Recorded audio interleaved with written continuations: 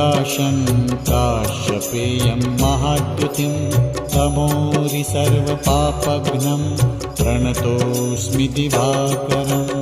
ॐ ह्रां ह्रीं ह्रौं स्वः सूर्याय नमः। ॐ ह्रां ह्रीं ह्रौं स्वः सूर्याय नमः।